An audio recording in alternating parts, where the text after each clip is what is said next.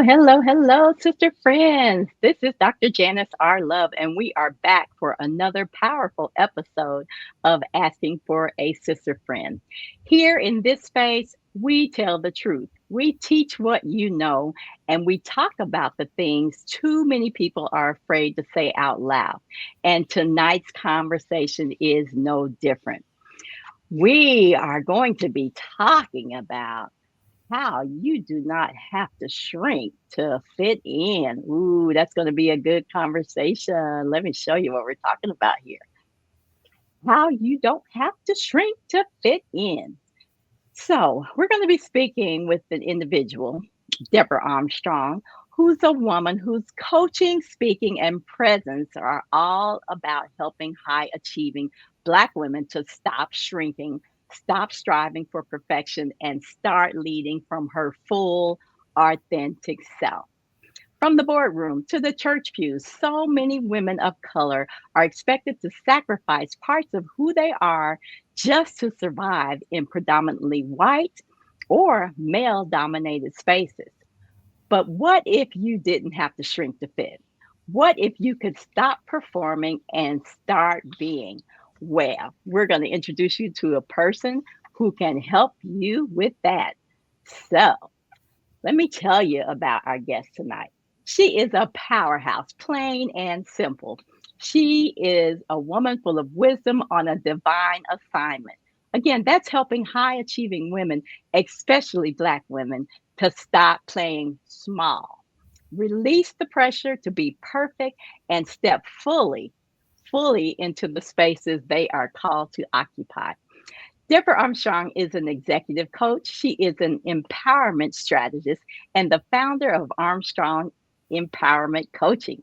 She brings wisdom, presence, and a global perspective to the work of leadership and emotional intelligence. Again, from the boardroom to the pulpit, Deborah has been a voice of bold encouragement for women who are tired. Tired of shrinking themselves to fit into spaces they were never built with in the first place. They were never built for us in the first place. Through her coaching and her keynotes and workshops, she helps women to lead with clarity, confidence, and authenticity. She says you don't have to shrink to fit in. And tonight, she's going to help all of us believe that. So, sister friends, welcome to the stage, Deborah Armstrong. Thank you, Dr. Love. I just feel so honored to be here tonight. So I'm just excited. So thank you. No, thank you. Because again, I have seen the work that you are doing, and you are, again, helping women to realize, especially those in leadership positions, that they don't have to keep shrinking in order to do what they do. But Right. tell me, first of all, how did you even get into this space? Have you ever found yourself in a position where you had to shrink to fit in? Yes, I have many times. I was one that was raised in a predominantly Caucasian male influence environment. And so because of that, with the community that I came from, there was only 2% of African Americans, period. Hmm. And so we were never recognized, especially women. I've been in board meetings, I've been attended events, and people wouldn't even come and speak to me. They wouldn't even acknowledge my existence. So I had to learn to play their game, for lack of better words. And so one of the ways that I chose to do that at this time was shrink myself. I shrink Mm. myself by pretending that I didn't know what was going on. I shrink myself by ignoring other people. I shrink myself by disbelieving in who I was. I had a lack of confidence. I didn't believe in myself. I didn't like myself. I didn't think I was good enough, pretty enough, smart enough, you name it. That's the life I lived for many years. I Isn't would that something? How we could be in a space, we knew who we were before we came in the door. And then suddenly being in that space changes us or shrinks us to try to fit in. Yes, that is so true. And I believe too, a lot of times why we're like that is that it goes even deeper than that. It's a Mhm. learned behavior. We watch those that we love, our aunties, our aunts, our grandmas, our moms. We watch them do that, and the relationships that they're in with their loved ones, their family members, their siblings. They're always for lack of better words, feeling demeaned and less than. They don't feel powerful enough to tell who they really are, what they really want. People influence us. And so we learn that having people influence us works. And, Mhm. it brings me to an example. Years ago, I had started a company that was called Safe Embrace. It was a domestic violence agency. And so I didn't trust myself in running it the way that I felt other people wanted me to run it or operate it. And so when that happened, I found myself listening to them and not listening to myself, because I felt that their way was the right way. And that's what, many people that are, I would say, afraid of us, African American Mhm. women, that's what they want. They want us to Mm. their systems and do things the way that they want to do it. So I did it for years. And then afterwards, I started thinking, I know this stuff. I can do this. I had to learn to start believing in myself and stop being who they wanted me to be. And when I did that, I didn't necessarily get what I wanted out of that either, because Mm. I had other things happen where they totally told people not to have anything to do with me. I didn't know what I was doing. They reported me to different um, organizations out there for something that I didn't even do. you know, Wow. so it was Wow. terrible, As terrible. you talk about sometimes when we're listening to others, what often happens? I mean, you've been in social work for years. Mhm. What happens to us is we not only listen to them, but it changes our self-talk to Mhm. where we have convinced ourselves and are saying things to ourselves just because we're afraid to be authentic. Have you seen that as well? I see that all the time. We call that imposter syndrome. Mhm. We're somebody who we're not, because that's what we believe will win us to a seat at the table.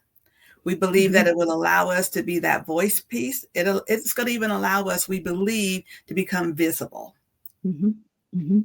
So as we think about what happens when we begin to normalize either overworking, thinking we have to work twice as hard, we Mhm. have to do it perfectly. Why do you think we start normalizing those kinds of behaviors? Because that's what we know. Hmm. We don't there's very few people out there that's willing to tell the truth, to make this issue aware by speaking about it in our communities, within our churches, within our synagogues and places that we may go frequently, even on our jobs, is a mute topic. And so Hmm. we may not necessarily know that it's a problem because no one's there to tell us that it is a problem. That is so true. So true. So when we think about the corporations are one thing, right? Because typically we are in environments if you're not working for an organization that has a lot of minority representation, we typically are a very small percentage. Like you talked about growing up in a town where there was 2% African Americans. I think in my area there is probably about 15%. And I think even the Hispanics outnumber us in the area that I live in. And so, sometimes I mean, you feel like if you are who you are, that, well, I'm just going to keep it real here. Oftentimes, what happens in those kinds of environments, we just get ignored in the first place, right? We Correct. don't even exist. I remember when I went to a cheerleading meeting for my daughter. So it was the parents of the cheerleaders. We were going to try to do some type of fundraising or whatever. And I come in the room, I find myself somewhere to sit. Half the people don't speak to me or whatever, and nobody's asking my opinion on anything, right? So what I say, okay, I'm gonna let y'all have it.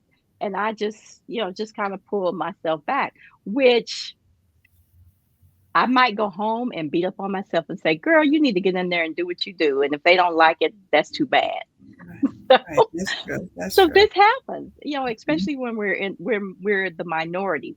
So what are you seeing going on now in 2025? Because the whole climate is a little different even now since we It have a is. new leader in the White House. That's true. And I see it, it's still happening. The same issues are still there. Women are struggling with imposter syndrome. Hmm. Women are suffering with being visible. Women are Hmm. suffering with not being at the table, or if they are at the table, they don't have a voice. You Hmm. know, and women are suffering with basically not having people there to mentor them or to provide them the education so that they can have the same opportunities as other women and other men that may not necessarily look like them. So therefore they come in kind of like, at the end, not knowing Hmm. all that's available to them. Hmm. And Okay, and and I go just ahead. want to say one more thing. And then we're having the challenges of women, we African American women, having to compete with one another Mm. because of the economy and the job availability was shrinking. All those jobs that they shrunk, and to continue to do so, there's less opportunities for them to doing similar work that they're used to, work that it will help them with their, economically and things like that. They're being asked to fill positions that maybe the salary is lower. Mm. So if we feel like we're in competition with another sister, what would you recommend that one do in that kind of situation? I would recommend that we start networking. Mm. That's something that we have a difficult time in doing, and I believe a lot of it is because of trust. We're Mhm. taught not to trust other individuals. We're taught not to trust ourselves, and we're definitely taught not to support our sisters. And so we need to start having conversations. We need to start networking, not just with people that are like us, but other people as well. And we have to be strategic about it. Everything we do, we need to be intentional. In other words, ask yourself, why are you doing this? What are you hoping to gain from doing this? You know, we just have to be there for one another. Okay. Okay. So what led you to start Armstrong Empowerment Coaching? You've been counseling, you talked about doing some domestic violence work, and now you're in the space where you are doing the empowerment coaching. So what led to that? Well, it goes way back to when I was probably about 6 years old. And so I started noticing the women in our family not necessarily having the same rights as other people, but also I noticed that they didn't have a voice. And I'm a very Mm. curious person, so I'm always asking the question, why? I didn't ask the question of them, of course, because they were my elders. I was a little Right. girl. And so but I asked myself why. I couldn't understand it. And that's what led me to working like the domestic violence work. And so, what we did is provide a safe haven for the women and their children. But there's life after the shelter. You have to function just like everybody else. And so I started Armstrong Empowerment Coaching because I wanted to be able to reach out to the woman that has got her life together, that's no longer in environments that are unhealthy or safe for her, but wanting to have goals, to be a dreamer, and to go forth and do the things that they're supposed to, they really want to desire to do. And so you started this based on what some of the things you experienced really when you were younger. I grew up in a house of all women, right? Okay. And my dad was the the oddball out, right? Mhm. And so I had an opportunity to see my mom really thrive, especially in the church environment. Mhm. She led the church daycare. She also worked within the church. She was very active in like the AME district and association and the state association and those kinds of things. And so I saw her being able to be herself in those spaces and then having to shift when she came home to my dad who had a whole different view about I rule the house kind of thing. Mhm. So so I got to see a mom who was making that shift, Right. right? and it taught me a few things about what I was going to do and wasn't going to do. Mhm. So we're going to go here and take a station break. But when we come back, I really want to talk to you about some practical things that if a woman finds herself in a position where she is shrinking, then we want to give her some practical tools or some things that she can do or some conversations she needs to have with herself in order to stop shrinking herself. So we're going to take a station break here Okay. and then we will come right back. Okay. Are you an expert speaker or coach with valuable knowledge to share? Now's your chance to teach, inspire, and get paid. Pearls Perfected Institute is recruiting passionate instructors to share their expertise with the world. We provide content support, course building tools, and a platform to reach more learners so that you can focus on what you do best, which is teaching. No tech hassle, just your knowledge, your voice, and your impact. Join us today. Apply now at pearlsperfectedinstitute.com and start sharing your expertise with the world. All right, we are back here with Coach Deborah Armstrong, and we have been talking about you don't have to shrink to fit in. And whether or not you are in the corporate space or you are even in the religious space, in the church space, you do not always have to shrink to fit in. And Deborah is teaching us about that today. So before our break, I mentioned that I wanted to have you to give some practical tools to those who are listening who may find themselves in this difficult and challenging situation. So let's get started. Um what are two or three questions that a woman maybe should ask herself if she suspects that she's shrinking to fit in? The first question she should ask herself, who am I?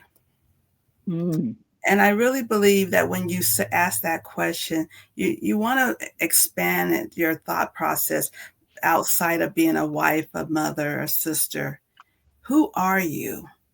And then you want to follow that question up with the words, who am I being? And for mm. some of you, that may look like, you get in your words, you pray, you find a sister friend, and you talk together. Others of you, it may be speaking positive self-talk about yourself. When I was growing up, I used to always think that I was really ugly. And so what I had to learn to do is I had to learn to say to myself, I am beautiful. I am beautiful and fearfully made. I had to learn to say that. And you keep saying it until you actually start believing it. And then when you believe it, you follow it up with the question, am I being that person? So when you ask the question, who am I? Let's go back Mhm. to that. When you ask the question, who am I? How do we typically answer that question? Because sometimes we just do something silly like, I'm a child of God, or that's not a silly thing, but Mhm. again, that's an easy answer. So we Right. might say, I am Janice our love. I am the daughter of Helen. And we answer with easy answers. So Right. how do we really dig down deep and really answer that question? Right. So basically, who are you is basically looking at your emotions, Okay. looking at how you're feeling. You know, I am, and looking at your personality. You do a personality audit, and it could be, I am silly. I am a hiker. I am a wonder. Comments like that. Oh, And I then, love that. thank you. Go And, ahead, keep oh, finishing. I just had to say something right there, right? okay, Because it okay, was good, right? thank you. And then when you ask yourself those questions and people ask you who you are, you say things, I am a wonder, I am curious, whatever, words Hmm. fit you. Hmm. Those are just a couple examples. And then you start paying attention. Do you react as somebody that's a curious or a wonder or whatever words you chose to put in there. Because what we fail to realize is that people watch us, how we react and how we treat ourselves Mhm. before they hear what we say about ourselves. That's good. That's good.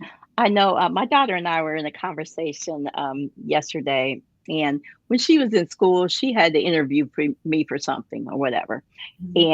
And I remember the way she described me was she called me, Mom, you're like no more tears. And that's Mhm. how she described me. And I'm going, what do you mean by that? Well, Mom, it means that you're action oriented. Okay, cry, go ahead and cry, but now no more tears. We're going to do something about this. Mhm. And I knew that I was that way, but the way she put it really helped me to see again some of my behavior patterns. So sometimes if we don't know how we are representing, it is a good idea to ask Right, right. It is. somebody that's close to you. Right. And somebody's going to tell you the truth. Exactly. I get it. I get it. Yes. Somebody's going to tell you the truth. But you also talked about it's okay to do a personality assessment, or it's okay, for instance, as a Christian counselor, I do a temperament assessment to really introduce people to who they are and to how God created them. So is Right. that something that you do when you're working with someone? You do some type of assessment? Yes, I do. And Okay. so I do too. I do the self relationship Hmm. assessment. And that's the one where you're actually looking at yourself Hmm. and how do you relate to yourself. But then I also do a leadership assessment, assessing what type of leader you are. We know that we're leaders of A, B, C, D, X. We Hmm. know that. We know we're Hmm. corporate leaders. We know all of that. But what type of leader are you really? Because what you may think you are, the type of leader you are, the people that are your employees or your mentors may not see you that same way. All right. So as I think about the things that we have learned, those beliefs that we have ingrained within ourselves, what is one belief that you would say we really need to unlearn that? Just get it out of our system because that is one of the things that tends to hold us back. We really need to learn the and get out of our system the words, I am not good enough. Mm, We that's a hold on, not. you're not good enough. Yes. Because we hold on to those words and that's how that's how that's the leadership style that we're using for other people. Hmm. Hmm. How can we Yeah. expect someone to do a different type of job if we don't even believe in the job that we're doing? Amen for that. And Mhm. and one that I often hear so many times is it's too late. Mhm. Right. Yes. And it's too late for me to go back to school. It's too late for me to change now. And I tell people it's not too late as long as you're living, breathing and walking, you and in your right mind, then it is never too late to again be who God wants you to be because God Exactly. gave you all Mhm. that's within you, and He can give you that confidence because, again, you're fearfully and wonderfully made. That's All good. right. So, how do you help women to reclaim their voice, especially when it's been silenced for so many years? I start off by asking them to tell me their story because we all have a story. And the story is the story that they want to share. Okay. Hmm. It may not necessarily be the story that how we view them or how they want to be, anything like that. It's just share your story.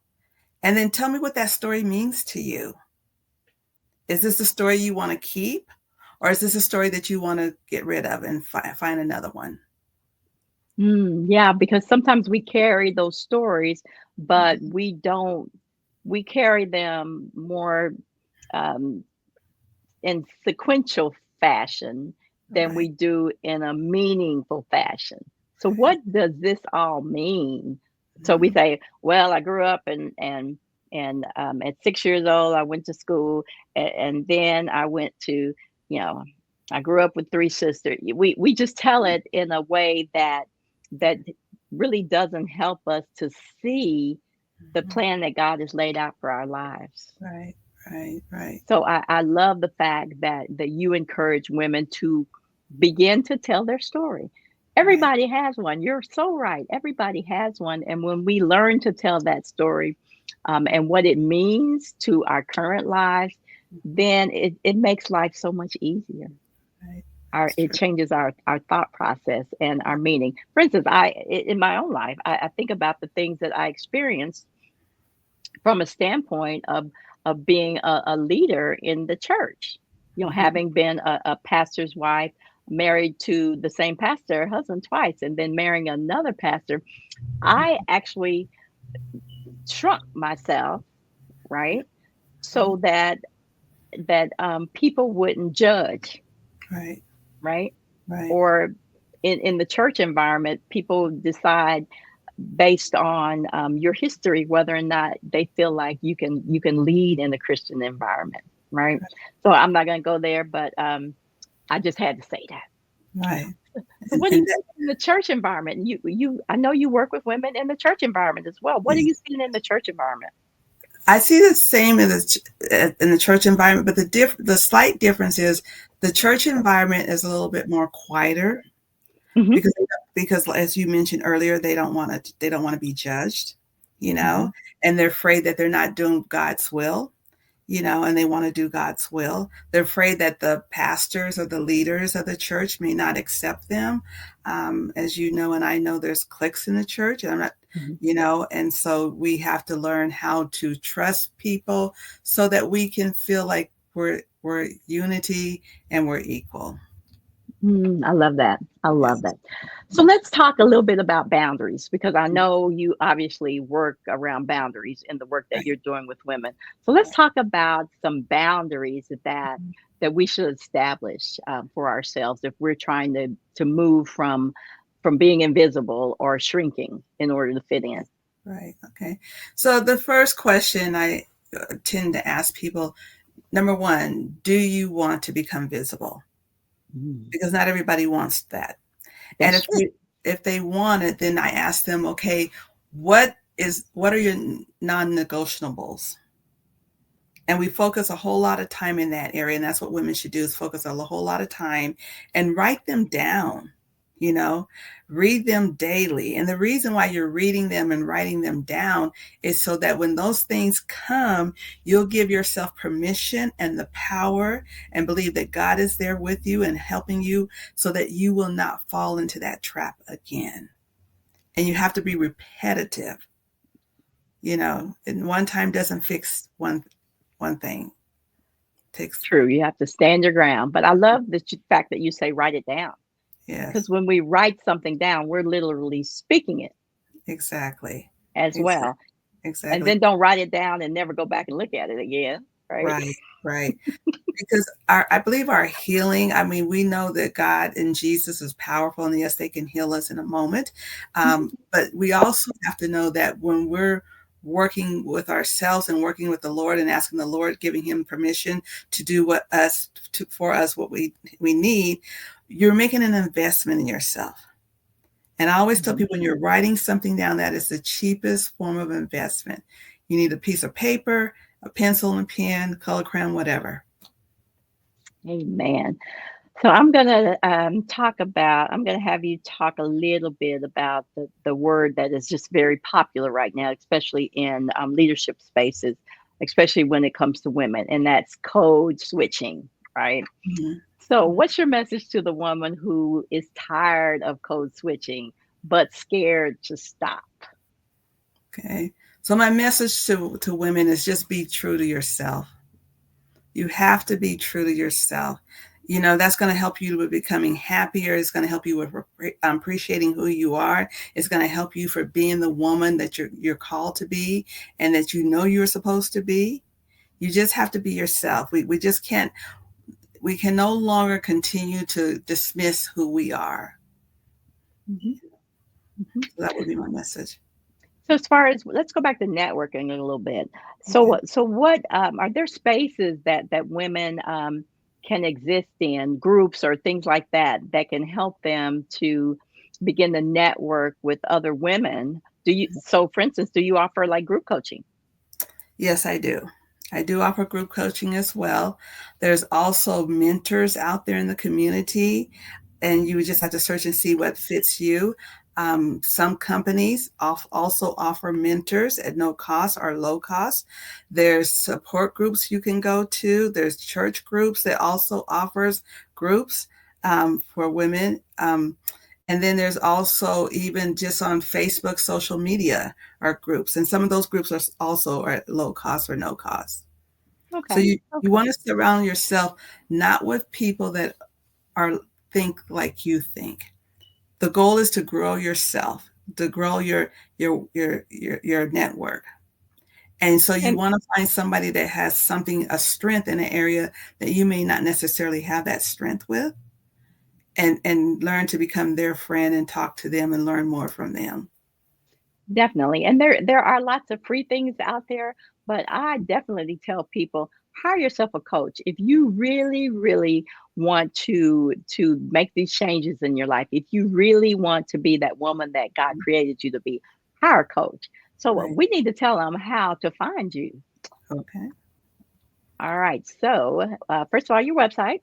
Tell us Yes. about that. So you can go on my website, and that tells you a little bit more about who I am and what I do. It has a couple of blogs that I wrote on there, and the services that I provide as well. And then you can also find me on LinkedIn. I'm under Deborah Armstrong, MSW, and I do a podcast there every. I don't have a set time. I just do it when I can find somebody. In addition to that, I also have teaching moments about issues that we as women or executive women are challenged with. And then I also talk about investment, investing in ourselves, because that's the greatest gift that you can give yourself. I mean, it's investing, like you said earlier, in life coaches, people that are certified. I'm a certified mental health life coach. And so you just need to learn how to invest yourself. You want to ask yourself about the pain that you're feeling. And is that pain, is it worth keeping it going on for months and years, or is it worth getting someone that can help you walk through that pain so that you can have the transformation that you're seeking? I love it. I love it. So, gosh, I hate to close down this conversation because we have really, you've given us a lot of nuggets and a lot of powerful information as to how we can stop being in places where we have to shrink or we go in differently. Because why Mhm. do you want to be in a space where you can't be yourself? Because ultimately that's going to cause you more pain. So Right. definitely, listeners, tag somebody who you know, someone at your workplace who maybe you all have been shrinking together, right? Right. Those of you who are in churches where you feel like you've been shrinking, tag her, talk to her. Let's have a conversation around we're not going to be shrinking anymore. And again, remember to follow Deborah Armstrong on her LinkedIn page. Um, and also, you can visit her on her website. But Yes. yes, this has been a necessary and healing conversation. And again, I hope everybody heard this loud and clear tonight that you do not have to shrink Mhm. to fit in. Your voice matters, your presence is powerful, and your authenticity is not a liability, it is a superpower. So, Yeah. Deborah, before we close out, I want you to leave a word of wisdom, whether it's one of your quotes or something, leave a word of wisdom that we definitely want the sisters to hear on today. Thank you. I sure will. A, a sister taught me this many years ago, this quote: I am somebody because God does not make junk. I love it. I love it. Yes, you are somebody. And thank you so much, Deborah, for joining me today on Asking for a Sister Friend. You have delivered, again, some powerful information that I truly, I've been helped by. So I know others have been helped by it as well. Thank So remember, sister friends, if this episode blessed you, definitely share it with somebody else, share it with another woman. And then remember, we are here every Sunday night at 7 p.m. Central Time asking for a sister friend, talking about the things that matter to you solving your problems and helping you to teach what you know. If you're interested in being a guest on Asking for a Sister Friend, visit pearlsperfectedinstitute.com. Otherwise, we are out of here and Thank, we will see you next time thank right you. here again on Asking for a Sister Friend.